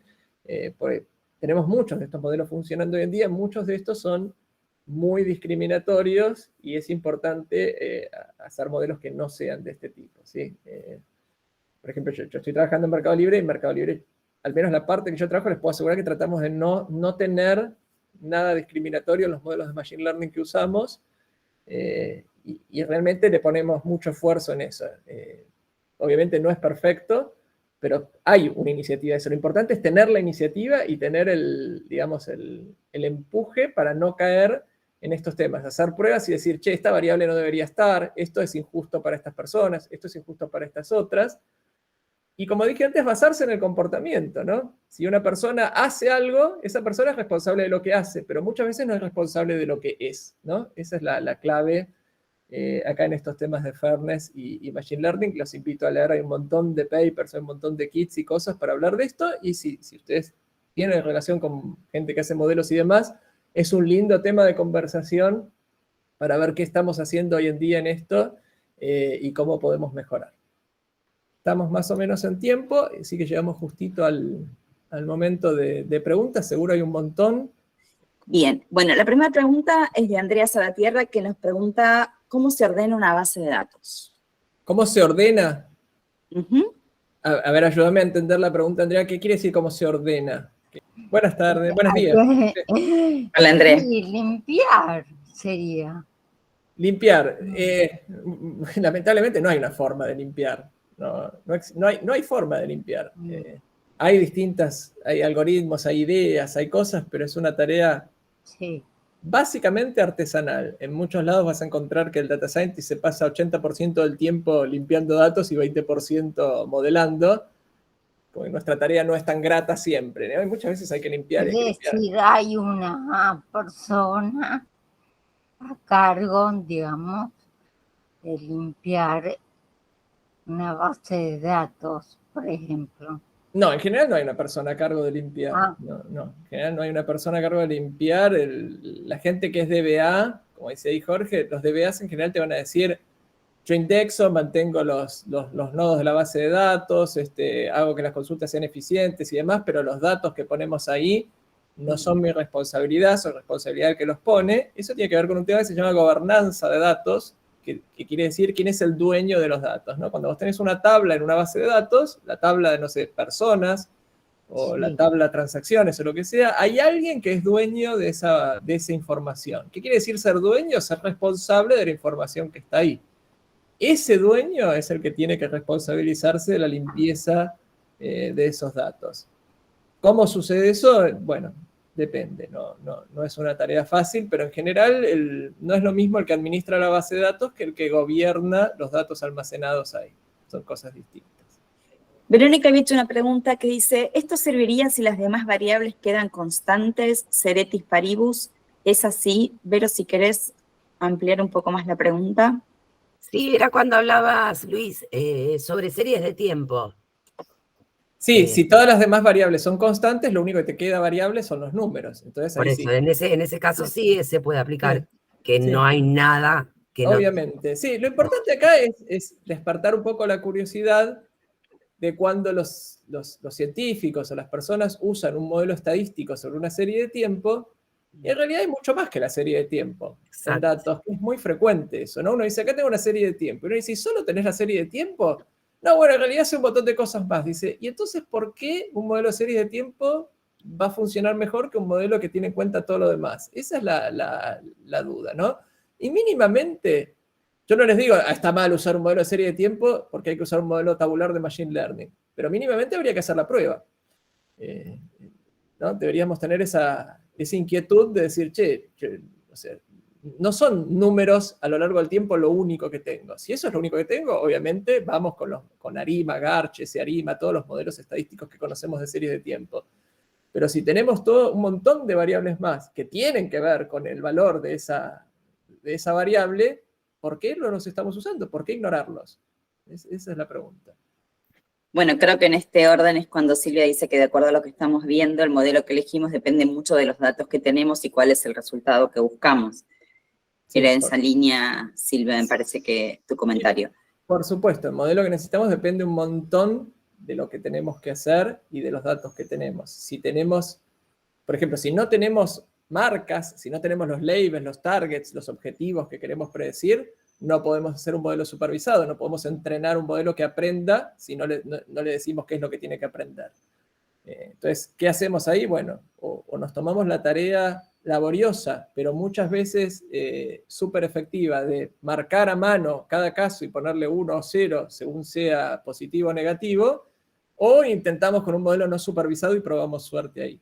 En general, funciona muy bien, aunque es muy laborioso, poner unos y ceros en cada uno, Esa tarea hay que hacerla manualmente muchas veces, ¿sí? Uno tiene que agarrar los casos y ponerles 1 y 0, y después, una vez que uno hace esa tarea manual y muy artesanal, puede entrenar un modelo que funciona en general muy bien. Silvia también, después hace 2 comentarios, viene atada una consulta, dice, las interfaces de captura de datos pueden contener validaciones y eso podría ayudar, ¿verdad? O ratificar los datos periódicamente para evitar que avejenten. ¿Y los modelos que utilizan solo base de datos convencionales o puedo aplicar Big Data? Sobre las validaciones, sí, por supuesto que ayudan. Si vos tenés un campo que es, no sé, un número de teléfono, validar que eso sea más o menos un número de teléfono es muy útil para que alguien no te escriba en el número de teléfono, hola, ¿qué tal? Y después en tu base de datos, cuando hagas una selección de números de teléfono, tengas hola, ¿qué tal? Espacio en blanco, 2 arrobas, un muñequito que baila y un montón de cosas más en lugar de números. Pasa todo el tiempo, pasa todo el tiempo. Vayan a cualquier base de datos y hagan un select distinct de los valores distintos de una cierta columna y van a encontrar cosas insólitas a veces. Ayuda un montón tener validación. Obviamente las validaciones no son perfectas, y más allá de las validaciones muchas veces no es el usuario, sino que son los programadores, los desarrolladores, los que testean, los que introducen valores extraños e incoherentes en las bases de datos, ¿no? Así que a veces pasa eso. Con el tema de Big Data, que preguntabas vos también, Silvia, Big Data, básicamente, el significado de Big Data son datos que son lo suficientemente masivos como para que tengamos que distinguirlos de los casos de uso tradicionales, ¿no? O sea, Big Data quiere decir, tengo un problema por cantidad de datos, ¿no? Tengo tantos datos que es un problema. Tener muchos datos, dijimos que tener pocos datos es un problema. Tener muchos datos es una gran bendición, pero a veces es también un dolor de cabeza, ¿no? Si uno tiene demasiados datos, tiene problemas de, bueno, ¿cómo hago para accederlos? No puedo, tarda mucho, ¿sí? Necesitamos en general gente que trabaje en ingeniería de datos para que nos facilite poder acceder a esos datos. Tenemos ventajas de que, por ejemplo, podemos hacer subsampleos de los datos y estar súper felices. Por ejemplo, 1 millón de filas para entrenar un modelo de Machine Learning, en general es un número muy lindo. Si yo tengo 1000 millones de filas y puedo subsamplear 1 millón, soy digamos, un millonario en datos. Soy una persona rica en datos y me puedo dar el lujo de subsamplear para tener 1 millón de filas. Hay casos en los cuales nos gustaría tener 1 millón de filas y tenemos 28 filas, ¿no? ¿Qué hago con 28 filas? No puedo entrenar nada, tengo que hacer alguna cosa estadística, ¿no? Estoy más cerca de calcular un promedio que de hacer un modelo de Machine Learning con 28 filas. Pero cuando tenemos miles de millones, sí, tenemos la gran bendición de poder hacer subsamples y demás. Incluso hacer subsamples, ¿por qué es una bendición hacer un subsample? Uno diría, ¿qué ventaja hay en hacer un subsample? Que si yo tengo 1000 millones de datos y puedo elegir con qué millón entrenar, puedo elegir con qué millón entrenar. No tiene que ser al azar. Y en general puedo entrenar, por ejemplo, con los datos más difíciles para distinguir lo que quiero predecir, y eso ayuda a que el modelo sea mucho mejor, ¿sí? Tener ese beneficio es súper importante. Gracias, Luis.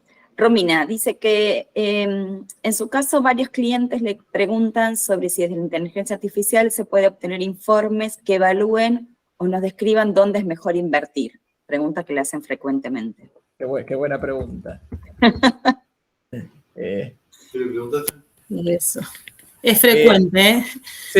Sí. Decime si una máquina me dice dónde poner la plata. Esa es la traducción de la pregunta, digamos. Mira, en este entorno yo te voy a dar una respuesta. En otro entorno te tendría que decir no voy a contestar, porque después alguien podría decir, Luis me dijo que invierta ¿no? Y resulta que perdí dinero o me pasó algo. Entonces lo más sensato sería no contestar. Bueno, pero sos vos, no fui yo. Digamos. Sí, lo más sensato de mi parte sería no contestar. La realidad es que yo tengo unos alumnos de ingeniería industrial que están haciendo una tesis sobre predicción del Merval usando Machine Learning en comparación con otras técnicas de no predecir. Funciona marginalmente. O sea, esa sería la respuesta más precisa que te puedo dar. O sea, funciona marginalmente, no es una forma de hacerse rico definitivamente. No es algo que uno diga no funciona de ninguna manera. Sí es cierto que los mercados de valores y demás en general son impredecibles, porque reaccionan a las predicciones mismas, ¿no? Es un mercado reactivo a lo que uno predice, y es medio como que se opone, ¿no? Uno dice, bueno, si el mercado dice que tengo que comprar, compro, pero al comprar los precios cambian y ahora resulta más conveniente vender, ¿no? Entonces no me sirve predecir algo porque en cuanto yo hago eso, el mercado va a reaccionar y ya no me va a servir más. Entonces, para estrategias de micro trading, con muy pequeñas transacciones y cosas por el estilo, hay un espacio en donde algoritmos de Machine Learning pueden ayudar. De nuevo, la contribución es marginal. O sea, si vos me preguntás, ¿es bueno usar algoritmos de Machine Learning y demás para decisiones de inversión financiera? Yo estoy seguro que sí, te dan un montón de herramientas más a no tenerlas. Es mejor tenerlas que no tenerlas. Pero si la pregunta es, ¿puedo poner a algún programita a funcionar automáticamente y generar dinero mientras yo me tomo unos mates? No. Eso no. La respuesta es no. Es muy marginal y sí, en el mejor de los casos te vas a encontrar que después de funcionar durante 30 días, por ahí, no sé, ganaste o perdiste 500 pesos y funcionó muy bien, ¿no? Porque es marginal.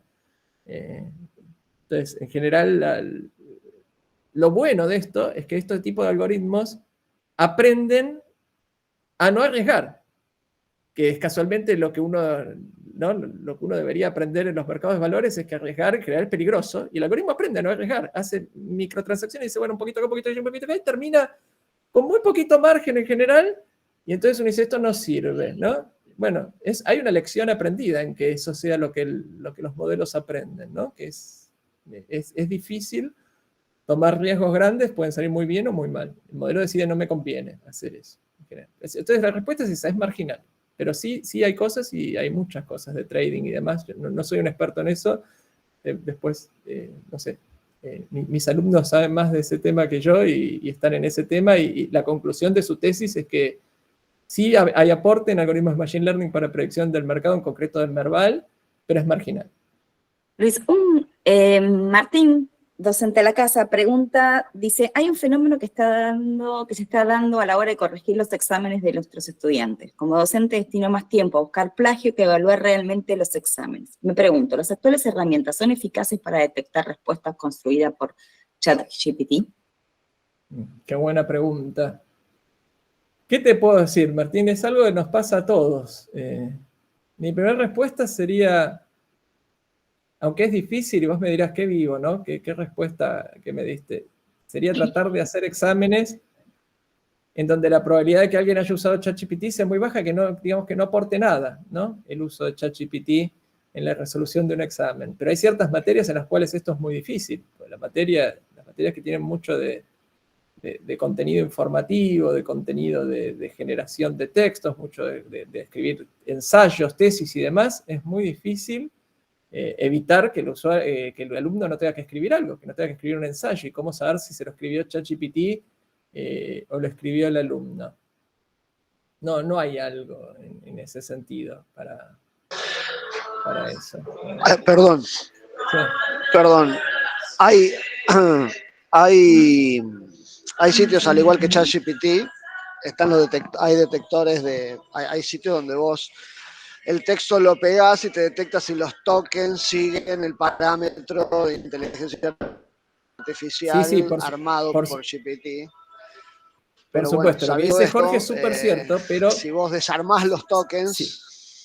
Claro, si yo soy un alumno inteligente, voy a agarrar lo que me dice ChatGPT y lo voy a transformar en algo en lo cual mi tarea, más que generar el ensayo, sea cambiar palabras, hacer cosas y demás, y eso es mucho menos demandante intelectualmente que escribir el ensayo en sí. Entonces, siempre hay vericuetos para hacerlo. O sea, como la conclusión es que el plagio mal hecho es muy fácil de detectar. Yo creo que lo ideal sería llegar a un punto en el cual hacer plagios es más difícil que hacer lo que el alumno tiene que hacer. Entonces, el alumno va a preferir hacer la tarea que le dimos que tener que plagiarla. Bueno, con suficientes herramientas y demás, esperemos llegar a eso. Sí, como dijiste vos, Jorge, hay maneras de detectarlo y maneras de evadirlo, como en todo, ¿sí? Eso es. Sí, echa la ley a la trampa, dice. Sí, es un juego de dos jugadores. Lo ideal sería que esto no suceda, pero bueno, también está, como en todos los que somos docentes, está el desafío de poder transmitirles a los alumnos que esto no aporta nada, ¿no? Más allá de Exacto. zafar por ahí de un ensayo que te tuviste que escribir, no aporta mucho hacer eso. Ujú. Sí. El desafío es incorporar ChatGPT a la enseñanza, sí, por supuesto, es una herramienta genial para enseñar. ¿Hay más prompts y sitios para disfrazar las reacciones con ChatGPT? Sí, hay un montón de sitios de prompts y demás para ChatGPT. Hay un subreddit entero de prompts de ChatGPT. Está lleno de cosas de prompts de ChatGPT ingeniosos y cosas por el estilo. Está muy bueno el tema, sí. Yo te hago una consulta que había dejado ahí tarde, pero vos hablaste en un momento de la cantidad de líneas óptimas para que un programa, un código de Machine Learning sea más o menos óptimo. Hablaste de miles de millones y de 1 millón. ¿Cuál sería más o menos ese número óptimo para vos decir puedo tener un resultado más o menos bueno? La respuesta más correcta es que depende del problema, no hay un número único. Obviamente esa respuesta no es muy interesante para vos, que yo te diga depende. En mi experiencia, en la mayoría de los casos de la industria, para que los modelos de Machine Learning funcionen muy bien, si son modelos tabulares, con entre cientos de miles y 1 millón o menos de 1 millón, ¿sí? De observaciones, de filas, de elementos a entrenar, los modelos aprenden muy bien. ¿Podés hacer modelos muy exitosos con 2000 casos? Sí, seguro que hay ejemplos y un montón. En general, digamos, cuando estás entre los 100.000 y el millón, estás en un buen número para casi la mayoría de los problemas. Por encima de eso, puedes todavía mejorar si querés, pero muchas veces no es necesario, ¿sí? Puedes hacer la prueba de entrenar un modelo con 10 millones de líneas y con 1 millón y ver que el resultado es más o menos lo mismo para darte cuenta que no hacía falta. Pero en general esos son los números como para tener así un orden, ¿no? En general, pero depende mucho del problema. Pero estamos hablando en general de cientos de miles, decenas de miles de casos. Ahora, para imágenes y para texto, esto es distinto. Para imágenes y para texto, en los modelos de Deep Learning hacen falta varios millones de datos, y ustedes dirán, uy, estoy frito. No, porque en general lo que podemos hacer es partir de modelos que ya están preentrenados, ¿sí? Preentrenados con millones de imágenes, millones de textos, modelos que en general que se entrenaron, no sé, en Google, en Meta, en lugares así, tomar esos modelos ya preentrenados y especializarlos en nuestro problema. Por ejemplo, si yo hablé del problema de detectar si una pieza está fallada o no. Ustedes dirán, bueno, yo no tengo millones de imágenes de mi pieza en línea de producción. Tengo 1000, por ejemplo. Con 1000 imágenes, ¿puedo entrenar un modelo de Machine Learning de Computer Vision exitoso? No. Pero puedo agarrar un modelo ya entrenado para detectar objetos, modelo general, ya entrenado para detectar objetos que se entrenó con miles de millones de imágenes y después reentrenarlo con los casos, con esos 1000 casitos que yo tengo y en general eso funciona bien. Entonces, para imágenes y para textos, la solución es partir de modelos ya preentrenados y después especializarlos en el problema que yo tengo. Para modelos tabulares, no. Para modelos tabulares los datos los tenés que tener vos. No hay un preentrenamiento y si hay preentrenamiento es algo que muy extraño. No existe eso, ¿sí? Analía dice que muchas veces le resulta más fácil entender al ChatGPT. Analía, no sé a qué te referís con eso. Por ahí es más fácil entender a ChatGPT que entenderme a mí, eso es súper Que al obvio. docente. Sí, obvio, por supuesto. Sí, por supuesto. Probablemente. Por supuesto. Probablemente. Sí, sin duda. Tipo, es más fácil entender a ChatGPT que entenderme a mí. Sí. A ver, Jona, ¿estás ahí? Dice, para aprender a desarrollar bots con autoaprendizajes, ¿qué debería aprender? Machine Learning y qué más. ¿Algún lenguaje en especial que recomiendes? Mira, te digo, Jonah, Machine Learning seguro, cualquier curso de Data Science de Machine Learning básico te va a ayudar a empezar. El lenguaje hoy en día dominante en todo esto es Python, pero no es que se programa en Python, se programan modelos de Machine Learning que están hechos en Python, no es que necesites ser un experto en Python para hacer estas cosas. Dicho de otra forma, si tenés mucha experiencia en Machine Learning, por ahí si yo te pido que hagas un programa en Python que dibuje un cuadrado, no lo sabes hacer y sabes entrenar modelos de Machine Learning y ponerlos en producción perfectamente, ¿sí? No sé si me expliqué con la respuesta, o sea, se usa Python, no necesitas saber Python como lenguaje al detalle para hacer estas cosas. Necesitas saber usar Python para entrenar modelos de Machine Learning y ponerlos en producción y demás, si es que necesitas. Data Analytics Bien. suma, sí, suma Data Analytics. En general, Data Analytics tiene que ver más con las tareas de extracción de datos y hacer business intelligence sobre los datos, y no en construcción de machine learning. Sumar, por supuesto que suma. La parte de Data Science es en donde estás más orientado a hacer modelos predictivos, a hacer uso de la información y no únicamente extraer insights o extraer información analítica. Para decirlo de otra forma, la parte de Analytics es mucho hacer queries, hacer consultas, tableros, visualizaciones, extraer información, obtener insights sobre los datos, y eso es muy importante después para la gente que hace modelos, para hacer modelos exitosos. Así que muchas veces necesitas las dos cosas, aunque hay gente que trabaja en uno o en otra área de forma independiente. Una pregunta de Analía y ahora Mariano te doy el micrófono. Sí, Analía dice, me interesó el ejemplo que dio con respecto a una falla, de alguna pieza en línea de producción. Hablo sobre la herramienta Computer Vision. ¿Cómo me puedo interiorizar más con esa herramienta? Si vos tenés algún caso de ese estilo, lo que necesitas es buscarte puedes googlear modelos de Computer Vision, reconocimiento de objetos o clasificación de objetos, y a partir de ahí o hacer tu camino o buscar alguien que sepa de Machine Learning o Data Science y te ayude a poner eso. Y a veces es tan simple como tener una camarita, tener una computadora, tener el modelo, partir de algún modelo preentrenado, sobreentrenarlo con los casos que querés y muchas veces funciona. Pero Computer Vision es eso, es en general usar modelos preentrenados, después especializarlos en lo que nosotros queremos hacer, porque obviamente no hay modelos ya preentrenados para cualquier cosa que se nos ocurra, y ver cómo funciona. ¿Qué tal? Buenos Te días. escuchamos. Gracias. O sea, más o menos, bueno, Luis estuvo respondiendo más o menos a la pregunta que tengo, pero la cuestión era porque, por ejemplo, se habló mucho de crear datos sintéticos que pueden generar errores en el machine learning. Por ejemplo, dio el ejemplo de la pieza, de buscar otra variable de errores de la pieza. Y mi duda era, por ejemplo, si yo tengo la pieza óptima, ya es una muestra, y ya sé que es óptima, no puedo decirle, bueno, trabajá sobre esa pieza, decime todos los errores que encuentre y yo te voy a decir, es aceptable, no es aceptable. Capaz que en la primera prueba va a ser 1.000.000 de errores y capaz que es una pequeña rebarba que te voy a decir, no, esa es aceptable. Va a haber otra rebarba más grande de la pieza, por ejemplo, y te voy a decir, no, esa no me la tomé como aceptable, esa sí rechazala. Cosas así. Sí, o sea, por supuesto, Mariano, que puedes hacer eso, pero ojo que ahí tenés un montón de trabajo humano. Vos dijiste, yo le digo si está bien o está mal, y se lo digo para un montón de casos, se lo tenés que decir para un montón de casos. Ahí tenés una tarea manual de labeling, de marcar las distintas imágenes si están bien o están mal. Si haces eso, por supuesto que te va a ir súper bien.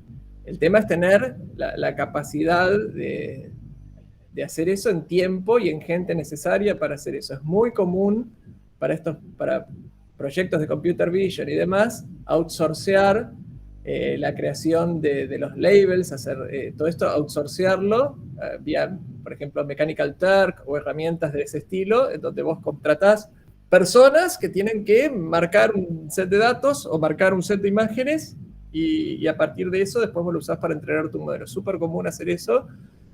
A veces es la forma más económica, a veces no.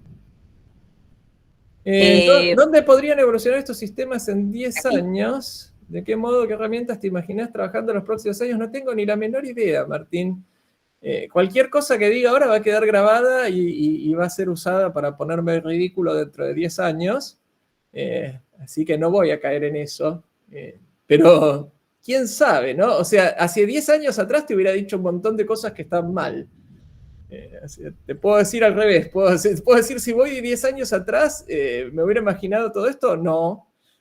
Así que quién sabe a dónde vamos hacia 10 años. Para no darte una respuesta así mala, yo creo que el futuro de la inteligencia artificial, o el futuro más cercano, tiene que ver con ser más eficientes a la hora de la cantidad de datos que necesitamos para entrenar.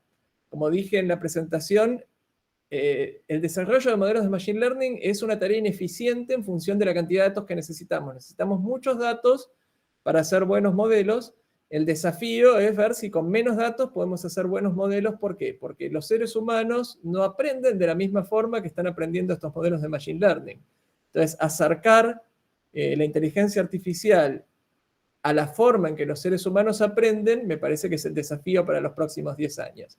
Y los seres humanos en general aprenden mucho más por analogía que por análisis de características, que es lo que hacen hoy los modelos de Machine Learning, ¿sí? Los chicos aprenden que las cosas de ciertos colores y de ciertas texturas y demás son comestibles o no, y aprenden con muy pocos ejemplos, ¿sí? Vos le das a los bebés, le das pocos casos y rápidamente saben qué cosas se puede comer y qué cosas no. Un modelo de Machine Learning necesita ver montones de imágenes para distinguir, por ejemplo, qué es comestible y qué no. Esa ineficiencia me parece que es lo que hay que trabajar en los próximos 10 años y acercarse más a modelos también que tengan que ver con el razonamiento. Los modelos de Machine Learning hoy en día, desde un punto de vista neurocientífico, es como una pequeña capa de la corteza cerebral.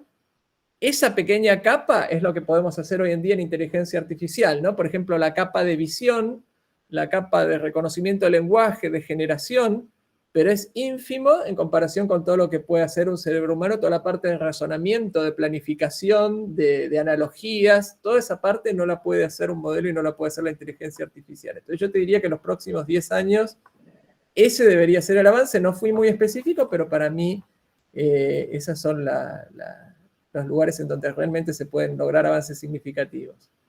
Gracias, Luis. Y creo que sería la última pregunta, pues ya estamos en tiempo. Para datos contables, ¿qué capacitación recomendás? Depende de qué quieras hacer, pues la contabilidad es un tema muy amplio, entonces dependiendo de cuál sea tu especialización o qué quieras hacer, por ejemplo, puedes tener modelos de Machine Learning para detectar si en una serie de asientos contables hay fraude o no hay fraude, puedes ver si hay asientos que son apócrifos o no, hay montones de cosas.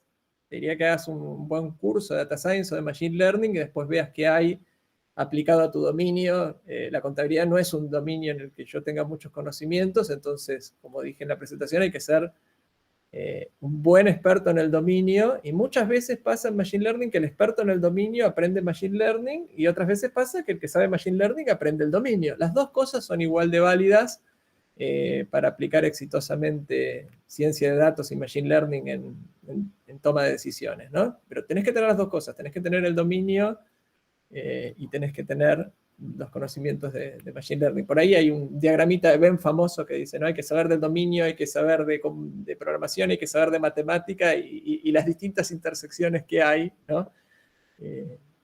Y bueno, el que sabe las tres cosas es el que en general tiene mejor preparación para resolver los problemas. Bueno, muchas gracias, Luis, muchas gracias a todos. Doy el pase a mis compañeros para que den el cierre. Vero, Dale, Juan. yo me despido, les doy las gracias a todos, principalmente a todos los que organizaron, por invitarme y por la organización maravillosa que hacen de estos eventos, que siempre es excelente, así que les agradezco eso. Para mí es un gusto estar acá y que haya venido tanta gente a escucharme, les agradezco infinitamente que hayan estado, y bueno, por el tiempo que me dedicaron, así que seguramente tienen cosas importantes que hacer en la mañana, trabajar y hacer un montón de cosas, y estuvieron escuchando, así que muchas gracias. Y a los que organizaron, como siempre, chapeau por la excelencia en las puntualidades, en la organización y en todo. Muchas gracias por invitarme. Bueno, Luis, ante todo, muchísimas gracias. El chat habla por sí mismo, ardió el chat, bien, más allá de que estaba hasta difícil algunas preguntas que por suerte Debo también las pudo ir canalizando y anotando. Bueno, eso habla del interés que hay sobre el tema, las preguntas, las inquietudes, los comentarios, los temores también, en algunos casos, respecto a todo esto que se está viniendo. Entonces, contar con especialistas como vos, que de hecho también trabajando en empresas reconocidas, no solo a nivel nacional, sino a nivel internacional, que seas parte de la casa y demás, eso engrandece aún más lo que tiene que ver con este espacio y y que vos nos dediques este tiempo. Para todos y para todas, agradecerles por el tiempo, bien, agradecerles por estar sin estos clics que están acá ustedes presentes, más de 90 personas llegamos a ser hoy presentes. Esto no tendría sentido, básicamente lo hacemos porque consideramos valioso, porque consideramos que está buenísimo y en el cual todos aprendemos y nos nutrimos, porque no todos sabemos todo, básicamente, y es la manera de alguna forma de de seguir enriqueciéndonos y de seguir preguntándonos, porque eso es lo que tiene de lindo el conocimiento. Sí, así que nada más. Muchísimas gracias, Luis. Impecable como siempre. Desde nuestro espacio, más que agradecidos. Buena jornada para todos. Buena jornada. Todas.